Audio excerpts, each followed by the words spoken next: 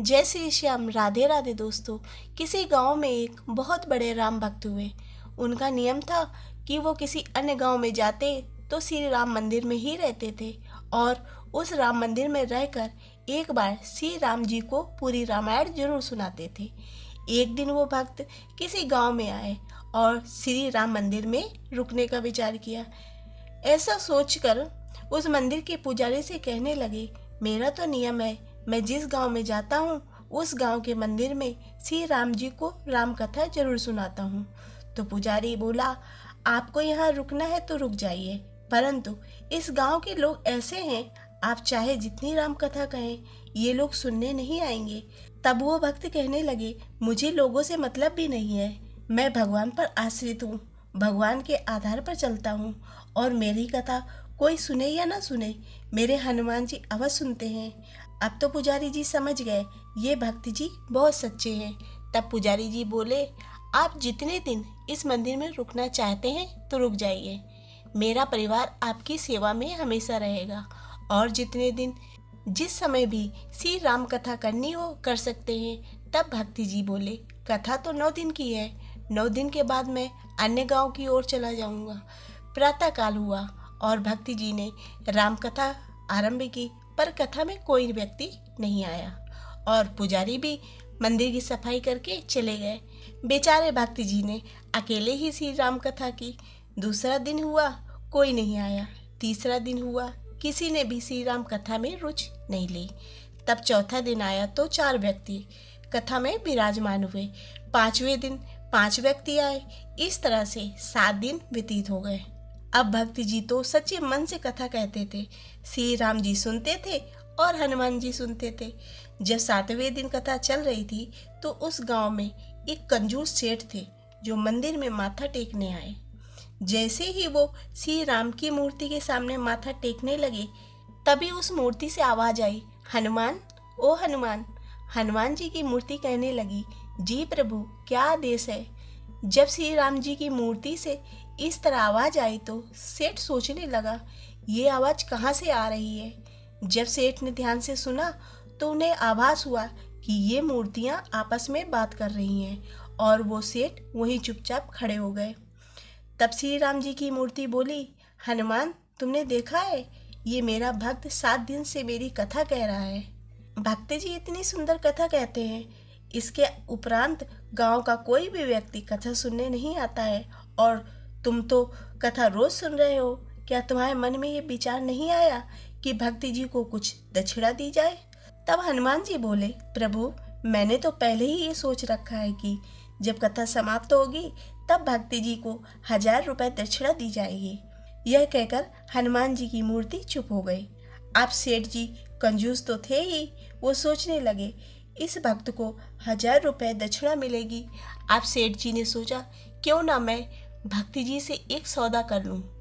मैं उनसे कहूँगा कि श्री राम कथा के बाद जितना भी चढ़ावा चढ़े वो मुझे दे दे, बदले में मैं उन्हें 500 रुपए दान देता हूँ, क्योंकि श्री राम जी और हनुमान जी की बात तो केवल मुझे ही पता है और कोई तो जानता नहीं है। ऐसा सोच कर कि यदि मैं भक्ति जी को 500 रुपए दूंगा तो 500 रुपए का फायदा हो जाएगा।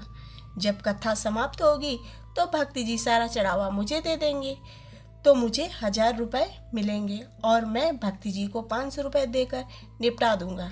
ऐसा सोचकर आज सेठ जी कथा में बैठ गए। 7वें दिन की कथा समाप्त हुई। भक्ति जी जाने लगे तो सेठ जी ने भक्ति जी को रोक लिया और बोले, मैं इतने दिनों से देख रहा हूँ कि आप इतनी अच्छी कथा कहते हैं, किंतु कोई भी आपको दक्षिणा देता ही नहीं। मैंने सोचा है कि मैं आपको 500 रुपए दक्षिणा दूं। तब भक्ति जी बोले, जैसी आपकी इच्छा, मैं तो अपनी सारी दक्षिणा संतों के भंडारे में लगा देता हूँ। आप जितने रुपए देंगे उससे लोगों का ही भला होगा। तब सेठ जी बोले, ये 500 रुपए आप अपने पास ही रख लीजिए। इसके बाद सेठ जी भक्ति जी से बोले, हाँ, एक बात और है, जब 9वें दिन कथा समाप्त हो जाए उस दिन की चढ़ी दक्षिणा आप मुझे दे देना। भक्ति जी सोचने लगे, जब कोई यहाँ कथा सुनने आता ही नहीं तो दक्षिणा कौन चढ़ाएगा। फिर भक्ति जी बोले, जैसे ही श्री राम जी की इच्छा, जितनी दक्षिणा चढ़े आप ले जाना। अब 8वें दिन की कथा हुई। अब तो भक्ति जी के पास 500 रुपए थे, तो उन्होंने बहुत सुंदर प्रसाद बनवाया। अब तो प्रसाद के लालच में कई लोग कथा सुनने आए। 9वें दिन भी भक्ति जी ने बहुत अच्छी व्यवस्था की, क्योंकि सेठ जी के 500 रुपए तो पहले ही मिल चुके थे। अब भक्ति जी ने कथा प्रारंभ की। बहुत अधिक संख्या में लोग आए, क्योंकि कथा का अंतिम दिन था। सेठ जी भी सुबह से मंदिर में आ गए थे। उन्हें तो आज पक्का विश्वास था कि उन्हें आज 500 रुपए का फायदा होने वाला है। श्री राम कथा शुरू हुई। अंत में प्रसाद बटा। अब तो भक्ति जी ने अपनी पोथी उठाई और वहां से जाने लगे, तो उस लालची सेठ ने भक्ति जी को रोका और बोला, आज की दक्षिणा कहाँ है? वह दक्षिणा मुझे दे दो। तो भक्ति जी ने कहा, मैंने दक्षिणा नहीं ली है, मैं सत्य कह रहा हूँ। जो भी आज दक्षिणा चढ़ी है वही है, उसे तुम ले लो और मुझे जाने दो। तो सेठ बोला, ऐसे नहीं जाने दूंगा, पहले पूरी दक्षिणा दो। तो भक्ति जी बोले, मेरे पास कुछ भी नहीं है। आपने जो 500 रुपए दिए थे उनसे भी भंडारा हो गया। अब सेठ जी दौड़ते हुए वहां गए जहां पर भक्ति जी ने कथा कही थी। वहां पर गिने चुने 20-25 रुपए पड़े थे। वो पैसे उठाकर सेठ जी मंदिर के अंदर गए और श्री राम जी और हनुमान जी की मूर्ति की ओर देखकर कहने लगे, उस दिन तो आप बड़े जोर जोर से कह रहे थे कि भक्ति जी को 1000 रुपए दक्षिणा देनी है, अभी तक तो दी नहीं।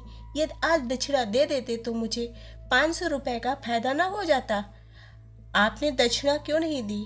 पर वो तो मूर्तियाँ थी। वो सब चुपचाप सुन रही थी। तब सेठ जी को बहुत गुस्सा आया और सेठ जी ने गुस्से में आकर हनुमान जी के पैर में प्रहार किया। तब हनुमान जी ने सेठ जी का पैर जकड़ लिया।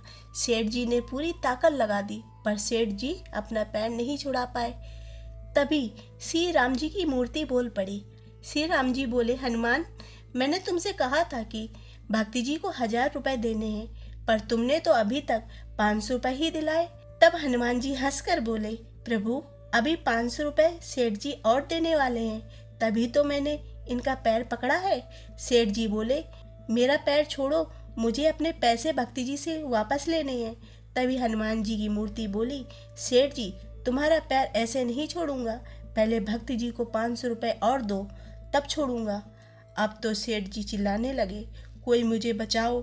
सभी लोग दौड़ते हुए आए और बोले, सेठ जी को क्या हो गया? तब सेठ जी बोले, मेरे पैर को हनुमान जी ने पकड़ लिया है, पर लोगों को तो कुछ दिखाई नहीं दे रहा था। वे बोले, लगता है सेठ जी पागल हो गए हैं। कुछ लोगों ने सेठ जी के पुत्रों को खबर दी। पुत्र दौड़ते दौड़ते आए और बोले, क्या हुआ पिताजी, आप चल क्यों नहीं पा रहे? सेठ जी बोले, हनुमान जी ने मेरा पैर जकड़ लिया है। और भक्ति जी वह अपने बीच हुए 1000 रुपए के सौदे की बात अपने पुत्रों को बताई। और सेठ जी बोले, हनुमान जी ने 1000 रुपए तो दिए नहीं, ऊपर से मेरा पैर कस के पकड़ लिया है और कह रहे हैं 500 रुपए और भक्तों को दे दो, तब छोड़ूंगा। तभी मूर्तियां सबके सामने हंसने लगीं। सभी को बड़ा आश्चर्य हुआ। तब सेठ जी के पुत्र बोले, पिताजी, आज्ञा दे तो मैं भक्ति जी को वापस बुला लाऊं और आप उन्हें 500 रुपए दे दें, ताकि आपका पैर बंधन से मुक्त हो जाए। सेठ जी ने दुखी मन से हाँ कर दी। फिर सेठ जी के पुत्रों ने भक्ति जी को ढूंढा और उन्हें 500 रुपए की दक्षिणा और दी। फिर हनुमान जी ने सेठ जी का पैर छोड़ दिया। सेठ जी वापस अपने घर आ गए। इस तरह से हनुमान जी ने एक लालची सेठ को सजा दी और अपने भक्त की सहायता की। दोस्तों, आपको ये कहानी पसंद आई हो तो इसे लाइक करें तथा चैनल को सब्सक्राइब करें।